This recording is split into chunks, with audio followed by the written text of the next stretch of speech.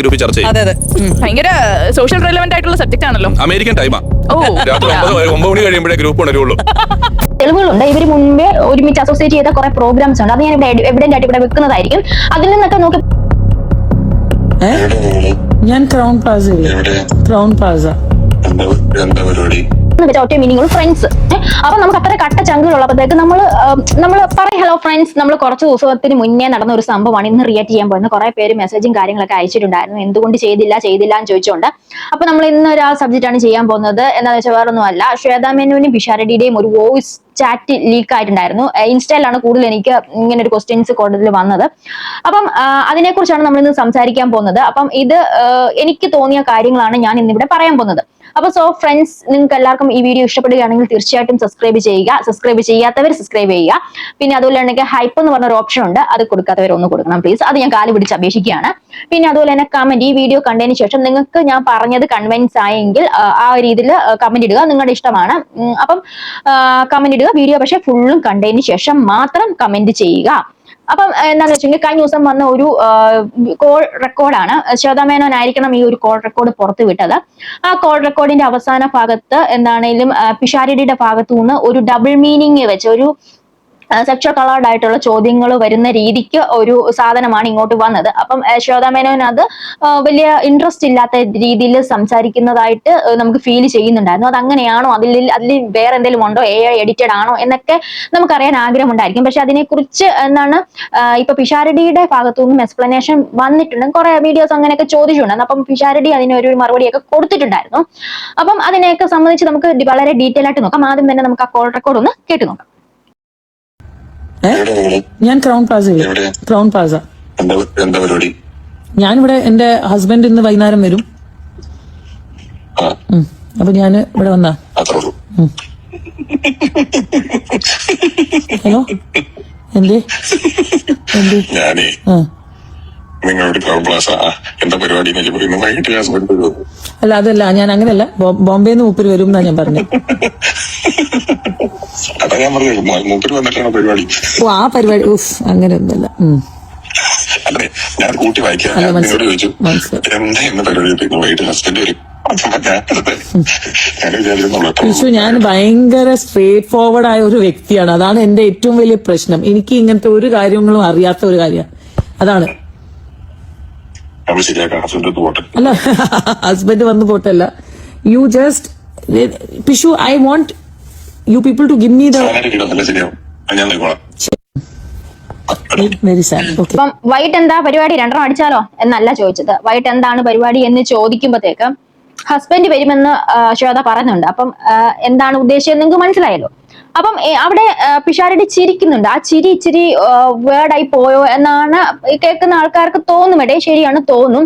പക്ഷെ അവിടെ ശ്വേതാ മേനോന്റെ ഓപ്പോസിറ്റ് നിൽക്കുവാണെങ്കിൽ അവര് വളരെ ടയേർഡായിട്ട് നിൽക്കുന്ന ഒരു അവസ്ഥയാണ് നമുക്ക് ഫീൽ ചെയ്യുന്നത്. കാരണം ഞാൻ ഇത് പറയാൻ കാരണം, ഇവര് നേരത്തെ TV ഷോസുകളിൽ ജഡ്ജായിട്ട് ഇരുന്നിട്ടുണ്ട്. ജഡ്ജായിട്ട് ഇരുന്ന സമയത്ത് പല തവണ ഇവർ അങ്ങോട്ടും ഇങ്ങോട്ടും സംസാരിക്കുന്ന സമയത്ത് നല്ല രീതിയിൽ ഇരു കൂട്ടരും നല്ല ഫ്രണ്ട്ലി ആണ്. അതുപോലെ തന്നെ ഇരു കൂട്ടരും നന്നായിട്ട് ഈ വക ഡബിൾ മീനിങ് ടൈപ്പ് അങ്ങോട്ടും ഇങ്ങോട്ടും പറഞ്ഞ് കളിച്ച് പബ്ലിക്കിന് മുന്നിൽ നമുക്ക് എന്റർടൈൻ ചെയ്യാൻ വേണ്ടി ഇട്ട് തന്നിട്ടുണ്ട്. പലതും ഹൈ ലെവൽ, ഡിഗ്രി താഴ്ന്നു ഡിഗ്രി കൂടിയ ലെവൽ വരെ ഇവർ പറഞ്ഞിട്ടുണ്ട്. അപ്പം അതുകൊണ്ട് തന്നെ ഒരു കംഫർട്ടബിൾ സോണിലാണ് ഇത് എന്താണ് പിഷാരടി പറഞ്ഞതെന്നാണ് എനിക്ക് പേഴ്സണലി തോന്നിയിട്ടുള്ളത്. കാരണം ഫ്രണ്ട്സുകൾ തമ്മിലാകുമ്പം ആണെന്നോ പെണ്ണെന്നോ ആണെന്നോ പെണ്ണ് അങ്ങനെയൊന്നുമില്ല. ഫ്രണ്ട്സ് എന്ന് വെച്ചാൽ ഒറ്റ മീനിങ്ങുള്ളൂ, ഫ്രണ്ട്സ്. അപ്പൊ നമുക്ക് അത്ര കട്ട ചങ്കുകൾ ഉള്ളപ്പോഴത്തേക്ക് നമ്മള് പറയും, പല കാര്യങ്ങളും നമ്മൾ പറയും. നമ്മൾ പാർട്ട്ണറിനോട് പറഞ്ഞിട്ടില്ലാത്ത കാര്യങ്ങൾ വരെ നമ്മുടെ ഫ്രണ്ട് സർക്കിളിലാണ് നമ്മുടെ ഏറ്റവും കൂടുതൽ നമ്മുടെ സ്വഭാവം എക്സ്പോസ് ആകുന്നത്. അവരുടെ അടുത്ത് മാത്രം നമ്മൾ നമ്മുടെ കറക്റ്റ് സ്വഭാവം കാണിക്കാറുള്ളൂ. ബാക്കി എല്ലാവരുടെ അടുത്തും നമ്മൾ റെസ്പെക്ട് വെച്ചിട്ടാണ് സംസാരിക്കുന്നത്. അപ്പം എനിക്ക് തോന്നുന്നു ഇവർ അത്രയും നല്ലൊരു ഡീപ്പ് ഒരു ഫ്രണ്ട്ഷിപ്പ് ബോണ്ട് ഉള്ളത് കൊണ്ട് എന്താണ് പിഷാരടിക്ക് അത് ചോദിക്കാനുള്ള ഒരു അവകാശം അല്ലെങ്കിൽ ഒരു ലൈസൻസ് നേരത്തെ തന്നെ ശ്വേതാ മേനോൻ കൊടുത്തു വെച്ചിട്ടുള്ളത് കൊണ്ട് ചോദിച്ചാണ്. മേ ബി ശ്വേതയുടെ ഒരു മൂഡ് മാറാൻ വേണ്ടിയിട്ടായിരിക്കും, അത് കൺവേർട്ട് ആക്കി വിട്ടായിരിക്കും. പിഷാരടിയുടെ സ്വഭാവം നമുക്കറിയാലോ. ഇതിനു മുന്നേ പിഷാരടി ഒരു സ്ത്രീയുടെ അടുത്ത് ഇങ്ങനെ മോശമായിട്ട് പെരുമാറുന്ന ഒരു ഇതിലും ഒരു ഗോസിപ്പ് പോലും ഇന്നവരെ കേട്ടിട്ടില്ല. ഒരുപക്ഷെ പിഷാരടി ഇത് ചെന്നിട്ട് വേറൊരു സ്ത്രീയുടെ, അറിയത്തില്ലാത്ത ഒരു സ്ത്രീയുടെ അടുത്താണെങ്കിൽ ഇത് തീർച്ചയായും തെറ്റ് എന്ന് നമുക്ക് പറയാമായിരുന്നു. പക്ഷെ ഇത് സ്ഥിതി അങ്ങനെയല്ല. ഇവര് തമ്മിൽ നല്ല ബോണ്ടാണ്. അപ്പൊ ഞാൻ ഇത് ചുമ്മാ പറയുന്നതല്ല. വ്യക്തമായ തെളിവുകളുണ്ട്. ഇവർ മുൻപേ ഒരുമിച്ച് അസോസിയേറ്റ് ചെയ്ത കുറെ പ്രോഗ്രാംസ് ഉണ്ട്. അത് ഞാൻ ഇവിടെ എവിഡന്റ് ആയിട്ട് ഇവിടെ വെക്കുന്നതായിരിക്കും. അതിൽ നിന്നൊക്കെ നോക്കിയപ്പോൾ എനിക്കത് മനസ്സിലായത് രണ്ട് ഫ്രണ്ട്സുകൾ തമ്മിലുള്ള ഒരു കോമൺ ടോക്ക് ആയിട്ട് മാത്രമേ തോന്നിയിട്ടുള്ളൂ. പിന്നെ ഇവിടെ ശ്വേത സ്ട്രേറ്റ് ഫോർവേഡ് ആണെന്നൊക്കെ പറയുന്നത് അത് എന്താണ് അങ്ങനെ നടത്തില്ല. അപ്പൊ സ്ട്രേറ്റ് ഫോർവേഡ് ഒക്കെ ഞാൻ കാണിച്ചു തരാം. ശ്വേതയുടെ സ്ട്രേറ്റ് ഫോർവേഡ് എങ്ങനെയൊക്കെയാണ് എന്നൊക്കെ നമ്മൾ കണ്ടതാണ് ചേച്ചിയിലൊക്കെ. അപ്പൊ നോക്കാം. ഇത് പിഷാരടി എന്താണ് ഈ ഫോട്ടോ എന്ന് പറഞ്ഞാൽ പിഷാരടി എന്താണ് ഇലക്ഷൻ നിന്ന് ജയിച്ച സമയത്ത് ശ്വേതാ മേനോൻ ഷെയർ ചെയ്താണ്. പിഷാരടിക്ക് ഉമ്മ കൊടുക്കുന്ന ഒരു ഫോട്ടോയാണ്, പിക്കാണ് ഇങ്ങനെ വെച്ചേക്കുന്നത്. നമുക്ക് ഒരു അടുപ്പവും ഇല്ലാത്തവരുടെ അടുത്ത് നമ്മൾ ഇങ്ങനെ ഉമ്മ കൊടുക്കുവോടെ കൊടുക്കുവോ? ഇല്ല. അവരത്ര തമ്മിൽ നല്ലൊരു ഫ്രണ്ട്ഷിപ്പ് ബോണ്ട് ഉള്ളതെന്നാണ് അതിന്റെ അർത്ഥം. ഒന്നത്. അടുത്തത് എത്രയോ പ്രാവശ്യം ഇപ്പോഴും വരാറുണ്ട്. ഇല്ല ഇപ്പൊ വീട് ഇവിടെ ആയിട്ടുണ്ട്, അതുകൊണ്ട് ഒന്നും നിങ്ങൾ ഈ ലിപ്സ്റ്റിക് കിട്ടുന്ന സമയത്ത് ഇത്തിരി പേസ്റ്റ് പല്ല് വെച്ചിട്ട് വാ. ഇല്ല വേണ്ട വേണ്ട വേണ്ട വേണ്ട അടുത്ത് മാഞ്ഞിഷാദ. ഇത് കൊള്ളാം. ഞങ്ങളുടെ പ്രമുഖുള്ളതായിട്ടുണ്ട്. അല്ല, ഞാൻ ഭാഗ്യം പേസ്റ്റിനെ പറ്റി പറഞ്ഞു, ഞാൻ സോപ്പിനെ പറ്റി പറഞ്ഞെങ്കിൽ എന്ത് സംഭവിച്ചാനെ? അല്ലേ രസോട്ടിരിക്കാൻ ഞാൻ പൂ ചോദിച്ചപ്പോ പൂക്കല തന്ന പോലെയാണ് ഇപ്പം പൂർണ്ണിച്ച് വന്നിരിക്കുന്നത്. ഇതിലെന്താണ് ഇതിൽ ലിപ്സ്റ്റിക്കിനെ കുറിച്ച് പറയുമ്പോഴത്തേക്ക് എന്താണ് ഉമ്മ വെക്കാൻ പോവാണ് ശ്വേത മേനോൻ. അപ്പത്തേക്ക് അവിടെ കൗണ്ടർ അടിക്കുവാണ്. ഞാൻ സോപ്പിനെ ലിപ്സ്റ്റിക്കിനെ കുറിച്ച് പറഞ്ഞതുകൊണ്ട് ഉമ്മ വെക്കാൻ വന്നു. ഞാൻ സോപ്പിനെ കുറിച്ച് പറയുവാണെങ്കിൽ എന്തായിരുന്നു അവസ്ഥ? അപ്പം നന്നായിട്ട് പൊട്ടിച്ചിരിക്കുന്ന ശ്വേത മേനോനെയാണ് നമുക്കിവിടെ കാണാൻ പറ്റിയത്. അപ്പൊ എന്തായാലും ഡബിൾ മീനിങ്ങും ഒക്കെ അറിയത്തില്ല. ഞാൻ വളരെ സ്ട്രേറ്റ് ഫോർവേഡ് ആണ് എന്ന് പറഞ്ഞതിന്റെ അർത്ഥം മനസ്സിലായി. ഇത് ചതിയാണ് ശരിക്കും ഇദ്ദേഹത്തിന് ഇട്ട് കൊടുക്കുക. അതൊരിക്കലും ശ്വേത ചെയ്യാൻ പാടുണ്ടായിരുന്ന ഒരു കാര്യമല്ല. കാരണം ഇപ്പൊ അദ്ദേഹം ഒരു MLA ആണ്. പിന്നെ നിങ്ങൾക്ക് അറിയുള്ളൂ നിങ്ങൾ തമ്മിലുള്ള ബോണ്ട് എങ്ങനെയാണ്, നിങ്ങൾ അത്ര ഇത് എങ്ങനെയാണ് നിങ്ങൾക്ക് അറിയുള്ളൂ. അപ്പൊ ശ്വേത കാണിച്ചത് വളരെ മോശമായി പോയിട്ടുണ്ടായിരുന്നു. വിട്ടുപോയി. എന്താ കിന്നാര തുമ്പികൾ അല്ല. ഓക്കെ. പിന്നെ ഒന്നുകൂടി കാമസൂത്ര. അത് ഇംഗ്ലീഷ് മൂവിയാടാ. നിങ്ങൾ വിചാരിക്കുന്ന പോലെ ഇംഗ്ലീഷ് മൂവിയാണ്. ഇംഗ്ലീഷ് ഞാൻ മൂവി ആയിട്ട് കാണാറില്ല. ഞാൻ അതിന്റെ ട്രെയിലർ മാത്രമേ കാണുള്ളൂ. മൂവി കണ്ടാൽ മനസ്സിലാവില്ല, അതുകൊണ്ട് കാണുന്നില്ല. നിങ്ങൾ കുറെ കാവച്ചുള്ള കളങ്കമുള്ള മനസ്സുള്ള ആൾക്കാരാണ്, അതാണ് പ്രശ്നം. എനിക്ക് അത്ര കളങ്കമില്ലല്ലോ, അതാണ്. ഇല്ല, ഞങ്ങളുടെ വാട്സപ്പിൽ സാംസ്കാരിക കൂട്ടായ്മ എന്ന് പറഞ്ഞൊരു ഗ്രൂപ്പ് ഉണ്ട്. വേറെ ഒന്നുമില്ല, സാംസ്കാരിക ചിന്തകൾ മാത്രമേ അതിൽ വരാറുള്ളൂ. അപ്പം ഇതിനൊക്കെ നമ്മൾ എന്താണ് പറയേണ്ടത്?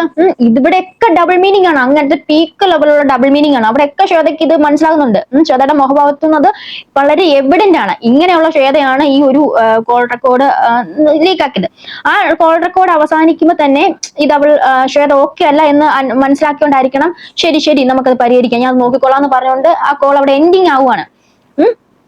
വളരെയധികം മോശമായി പോയി എന്ന് മാത്രമേ നമുക്ക് ഇതിനകത്ത് പറയാവുള്ളൂ. പിന്നെ എന്താണ് ഈ ഒരു കാര്യത്തെ പറ്റി ബീനാന്റണി കുറച്ച് കാര്യങ്ങൾ തന്റെ യൂട്യൂബ് ചാനലിൽ കൂടെ വന്നിട്ട് മീഡിയാസിനോട് നമ്മൾ പബ്ലിക്കിലോട് പറയുന്നുണ്ടായിരുന്നു. അതും കൂടി ഒന്ന് കേട്ടു നോക്കുക.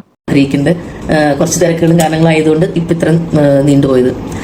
നമുക്ക് എല്ലാവർക്കും അറിയാം, അമ്മയിൽ ഇപ്പം ഈ കുറച്ച് നാളുകളായിട്ട് നടന്നുകൊണ്ടിരിക്കുന്ന ഇഷ്യൂസൊക്കെ എല്ലാവരും വായിക്കുകയും കേൾക്കുകയൊക്കെ ചെയ്യുന്നുണ്ട്. നിങ്ങളൊക്കെ പറയുന്നുണ്ടാവും അമ്മയിലെ കാര്യങ്ങൾക്ക് ഞങ്ങൾക്ക് എന്താണ്, ഞങ്ങളെ എങ്ങനെ ബാധിക്കുന്നു എന്ന് പബ്ലിക്കിനും ചോദിക്കാം. പക്ഷേ അമ്മ എന്നൊരു സംഘടന എന്ന് പറഞ്ഞാൽ ഞങ്ങളെയൊക്കെ സംബന്ധിച്ചിടത്തോളം, ഈ കലാകാരന്മാരെ സംബന്ധിച്ചിടത്തോളം ഞങ്ങൾ ഏറ്റവും പ്രിയപ്പെട്ടത്, ഞങ്ങൾക്ക് ഏറ്റവും ഞങ്ങൾ നെഞ്ചോട് ചേർത്ത് പിടിച്ച് വെച്ചിരിക്കുന്ന ഒരു സംഘടന തന്നെയാണ് എത്രയോ വർഷങ്ങളായിട്ടും. അപ്പോൾ അതിലൊരു എന്താണ് അതിൻ്റെ ഇടയിൽ കുറേ പ്രശ്നങ്ങൾ ഉണ്ടാവുക, അതൊരു എന്താണ് പറയുക, എല്ലാവരും അങ്ങോട്ടും ഇങ്ങോട്ടും എന്താണ് ഒരു ഒത്തൊരുമയില്ലാതെ പ്രശ്നങ്ങൾ ഉണ്ടാവുക എന്ന് പറയുമ്പോൾ അത് ഞങ്ങളെ നമ്മളെല്ലാവരെയും ബാധിക്കുന്ന ഒരു കാര്യമാണ്. മാനസികമായിട്ട് ഞങ്ങൾക്ക് എല്ലാവർക്കും നല്ല വിഷമത്തിലാണ്. അപ്പോൾ അത് ഈ കഴിഞ്ഞ എന്താണ് ജനറൽ ബോഡിയിൽ ഉണ്ടായ ഇഷ്യൂസൊക്കെ അല്ലേ, ഞാൻ അതൊന്നും തിരിച്ചും പറിച്ചൊന്നും പറഞ്ഞിട്ട് കാര്യമില്ല, എല്ലാവർക്കും അറിയാവുന്നതാണ് അന്നൊരു ഇഷ്യൂവില്ല. അപ്പോൾ ഞാൻ എൻ്റെ ഒരു ക്ലാരിറ്റി പറയുകയാണേ, എൻ്റെ പ്രേക്ഷകർ, എന്നെ ഇഷ്ടപ്പെടുന്ന എൻ്റെ ഇതിലുള്ള ആൾക്കാരുണ്ട്. അപ്പോൾ അവരൊന്നും അറിയാൻ വേണ്ടിയിട്ട് ഞാൻ എൻ്റെ ഒരു ഭാഗം ക്ലിയർ ചെയ്യണം. അപ്പോൾ അന്ന് കുറേ ഇഷ്യൂസ് ഒക്കെ ഉണ്ടായിരുന്നു. അതിനുശേഷം ഒരു ഇന്റർവ്യൂവിൽ വന്നപ്പോൾ ഞാനോട് ചില ചോദ്യങ്ങൾ ചോദിച്ചപ്പോൾ ഞാൻ ഇതുമായിട്ട് ബന്ധപ്പെട്ട് ചോദിച്ചപ്പോൾ ഞാനൊരു കാര്യം പറഞ്ഞിരുന്നു. ശ്വേതയുടെ ആ ഇതിൽ വന്ന ആ ഒരു ഭരണസമിതിക്ക് ഒരുപാട് പിഴവുകൾ ആദ്യം സംഭവിച്ചു. അത് എപ്പോഴും എന്നും ഞാൻ പറയുന്ന കാര്യമാണ്. അവർക്ക് തമ്മിലുള്ള അവരുടെ എന്താണ് സ്പ്ലിറ്റായിട്ട് അവർ പല ചേരിയായിട്ട് തിരിഞ്ഞു, ഓരോരുത്തർക്ക് ഈഗോ പ്രശ്നങ്ങൾ വന്നു. ഇതൊക്കെ സംഭവിച്ചത് ഞാൻ അന്നും പറയുന്നു ഇന്നും പറയുന്നു. പക്ഷേ അന്ന് എന്താണ് അവരുടെ അന്നത്തെ ജനറൽ ബോഡിയിൽ അവർ സംസാരിക്കുന്നത് കേട്ടപ്പോഴൊക്കെ എന്തോ ഒരു ഇത് എനിക്ക് മനസ്സിലായി. ഞാൻ മുന്നേ അവിശ്വാസ പ്രമേയം വന്നപ്പോൾ ഞാനതിൽ ഒപ്പിട്ട ആളാണ്, ഇവർ നിൽക്കണ്ടെന്നൊക്കെ എനിക്ക് തോന്നിയതാണ്. പക്ഷെ അവർ സംസാരിച്ചപ്പോൾ എനിക്ക് തോന്നി അവർക്ക് ഒരു 45 days കൊടുക്കാമെന്ന്. പക്ഷെ അതിന് വേണ്ടിയിട്ട് ഞാൻ അവിടെ സംസാരിക്കുകയും ചെയ്തിരുന്നു. പക്ഷേ പിന്നീട് എനിക്ക് മനസ്സിലായി അതിലൊന്നും ഒരു കാര്യമില്ല. അവിടെ ഭയങ്കര പ്രശ്നങ്ങൾ നിന്ന് അങ്ങോട്ടും ഇങ്ങോട്ടും ഒരുപാട് വാക്ക് തർക്കങ്ങളും എല്ലാം കഴിഞ്ഞിട്ട് അവസാനത്തെ തീരുമാനത്തിൽ ഇവർ രാജിവെക്കുകയാണ്. ഈ 17 അംഗങ്ങളുള്ള ആ ഒരു സമിതി രാജിവെച്ചു എന്ന് പറഞ്ഞ് പുറത്തിറങ്ങി പോകുന്നു. പുറത്ത് വന്ന് മാധ്യമങ്ങളെ കാണുന്നു. ശ്വേത പറയുന്നു ശ്വേത പ്രസിഡന്റ് സ്ഥാനവും രാജിവെക്കുന്നു. അമ്മയിൽ നിന്ന് പോകരുതെന്ന് ഞങ്ങൾ എല്ലാവരും ഒന്ന് പറഞ്ഞു. ശ്വേത ആ ഒരു തീരുമാനം ഇപ്പോൾ എടുക്കല്ലേ എന്നൊക്കെ പറഞ്ഞിരുന്നു. പക്ഷെ അതൊന്നും കേട്ടില്ല. പുള്ളിക്കാരിയുടെ ഇഷ്ടം പറഞ്ഞു, അതങ്ങനെ കഴിഞ്ഞു. എന്നിട്ട് ഇപ്പോൾ ഈ 2 ദിവസമായിട്ട് നടന്നുകൊണ്ടിരിക്കുന്ന ഒരു കാര്യത്തെക്കുറിച്ച് സംസാരിക്കാനാണ് ഞാൻ വന്നത്. ശ്വേതയും പിഷാരടിയും തമ്മിലുള്ള പിഷാരടി ഈ ഒരു പ്രശ്നങ്ങൾ സോൾവ് ചെയ്യാൻ വേണ്ടിയിട്ട് നമ്മുടെ കൂടെ നിന്ന ആളാണ്. ഇപ്പൊ നല്ലൊരു പൊസിഷനിൽ ഏറ്റവും നല്ല എന്താ പറയുക ജനപിന്തുണയോടെ ഒരു MLA ആയിട്ട് വന്ന ആളാണ് പിഷാരടി. ഞങ്ങൾക്ക് ഒരുപാട് അഭിമാനമുണ്ട് പിഷാരടിയുടെ കാര്യത്തിൽ. ആ പിഷാരടി നമ്മുടെ ഈ അമ്മയുടെ ഒരു ക്രൈസിസിൽ ഹെൽപ്പ് ചെയ്യാൻ വന്ന ഒരാളാണ്. ആ ആള് ശ്വേതയോട് ഏറ്റവും അടുപ്പമുള്ള 2 സുഹൃത്തുക്കളാണ് അവർ തമ്മിലുള്ള സംസാരം ഇങ്ങനെ പുറത്തേക്ക് എടുത്തിട്ട് പിഷാരടിയെ പോലെ ഇത്ര ഇതിൽ നിൽക്കുന്ന ഒരു വ്യക്തിയെ ഇതുപോലെ വേദനിപ്പിച്ചതിലും ഇതുപോലെ മോശമാക്കിയതിലും ഞാൻ എൻ്റെ ദുഃഖം രേഖപ്പെടുത്താണ്. അത് വളരെ മോശമായി പോയി എന്ന് തന്നെ ഞാൻ പറയുന്നു. ഒരിക്കലും വളരെ വലിയ വിശ്വാസവഞ്ചനയാണ് ശ്വേതയെ കാണിച്ചിരിക്കുന്നത്. ഒരിക്കലും അത് ചെയ്യാൻ പാടില്ലായിരുന്നു. കാരണം അവർ തമ്മിൽ എത്രയോ ആത്മബന്ധമുള്ള ആൾക്കാരാണ്. പിഷാരടി ജയിച്ചപ്പോൾ ശ്വേത പിഷാരടി ഉമ്മ വയ്ക്കുന്ന ഒരു ഇതാണ് പുറത്തുവിട്ട് ആ ഒരു സന്തോഷം പ്രകടിപ്പിച്ചത്. അത്രയും അവർ ആത്മബന്ധമുള്ള ആൾക്കാരാണ് അവർക്ക്.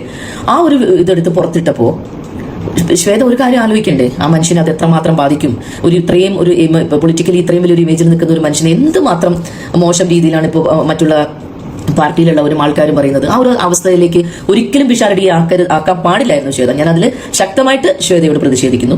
അതോടൊപ്പം ഈ ലാസ്റ്റ് നിമിഷത്തിൽ പിന്നെ വന്നിട്ട് ശ്വേത പറയുന്നു ഞാൻ രാജിവെച്ചിട്ടില്ല, ഞങ്ങളുടെ ഭരണഘടന ഇനിയും ഭരണ സമിതി ഇനിയും തുടരൂ എന്നൊക്കെ പറയുന്നതിൽ യാതൊരു അർത്ഥമില്ല ശ്വേത. അതിൽ ഇനി ഇങ്ങനെ സപ്പോർട്ട് ചെയ്യാനാ?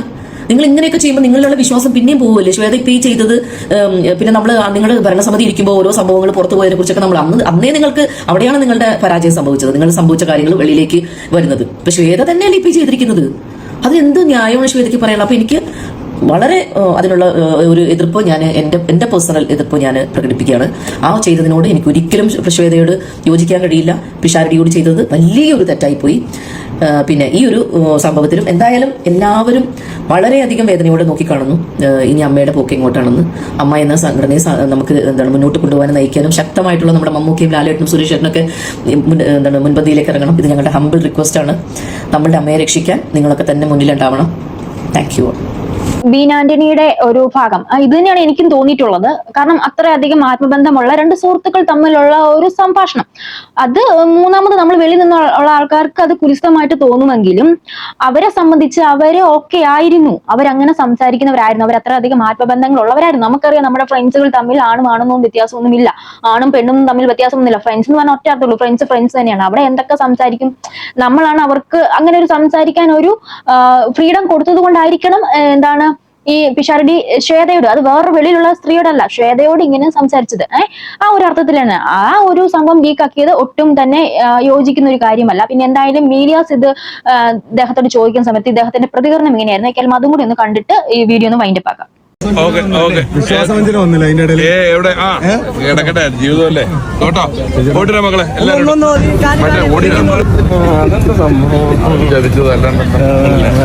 വളരെ കഷ്ടമായി പോയിട്ടുണ്ടായിരുന്നു കേട്ടോ. എന്ന് വെച്ചാൽ അദ്ദേഹം പുള്ളെ അങ്ങ് അടി തെറ്റി നിൽക്കുകയാണ്. ഒരു ആത്മാർത്ഥ സുഹൃത്തുക്കളിൽ നിന്ന് ഇങ്ങനെയൊക്കെ കിട്ടുമ്പോഴത്തേക്ക്, ഇങ്ങനെ ഒരു അടി കിട്ടുമ്പോൾ ഉച്ചയ്ക്ക് കിട്ടിയ പോലെയാണ്. അപ്പം വിശ്വാസവഞ്ചന തന്നെയാണ് എന്ന് ചോദിക്കുമ്പോൾ അതേ, ജീവിതമല്ലേ കടക്കട്ടെ എന്ന് പറഞ്ഞ ഒഴിയാണ്. ശ്വേത കാണിച്ചത് മഹാ മോശം തന്നെയാണ്. കുറച്ചെങ്കിലും ഒരു ഉളുപ്പുണ്ടെങ്കിൽ ശ്വേത തന്നെ പബ്ലിക്കിന്റെ മുന്നിൽ വന്നിട്ട് പറയണം ഞങ്ങൾ ഇങ്ങനെയൊക്കെയാണ്, അത് ഇങ്ങനെയല്ല, ഇങ്ങനെയാണ്, അത് ഞാൻ ഇങ്ങനെയാണ് ഉദ്ദേശിച്ചെന്ന് പറഞ്ഞാൽ അത്ര നന്നായിരുന്നു. കാരണം അതൊരു MLA സ്ഥാനത്ത് നിൽക്കുന്ന ഒരു വ്യക്തിയല്ലേ. ഇപ്പം രാഹുൽ മാങ്കൂട്ടം ഒക്കെ ആയിട്ടാണ് ഇത് ഉപമിച്ച് വരുന്നത്. രാഹുൽ മാങ്കൂട്ടം ചെയ്തത് ഇദ്ദേഹം ചെയ്തത് രണ്ടും ആനയാടും വ്യത്യാസമുണ്ട്. പക്ഷെ അപ്പം ആൾക്കാർ ഇത് പോർട്രേറ്റ് ചെയ്ത് വിടുന്ന ഒരു രീതി അത്ര നല്ലതല്ല. അപ്പം ഇതൊക്കെയാണ് എന്റെ അഭിപ്രായങ്ങൾ. ഇങ്ങനെ വന്നപ്പോഴത്തേക്ക് ഒരിക്കലും ഇതിനകത്ത് പിഷാരടി ഒരു കുറ്റക്കാരനാണെന്ന് പറയാൻ ഞാൻ ആഗ്രഹിക്കുന്നില്ല. പിഷാരടി ഇതുവരെ കണ്ടതിൽ വെച്ച് നല്ലൊരു മനുഷ്യൻ തന്നെയാണ്. ഇനി മുന്നോട്ട് എങ്ങനെയാണെന്ന് അറിയത്തില്ല, മനുഷ്യന്റെ കാര്യമല്ലേ പുള്ളേ. അപ്പം നിങ്ങൾക്ക് എന്താണ് ഇതിനകത്തൊക്കെ തോന്നിയെന്ന് വെച്ചാൽ തീർച്ചയായിട്ടും കമന്റ് ചെയ്യുക. അടുത്തൊരു വീഡിയോ വീണ്ടും ബൈ.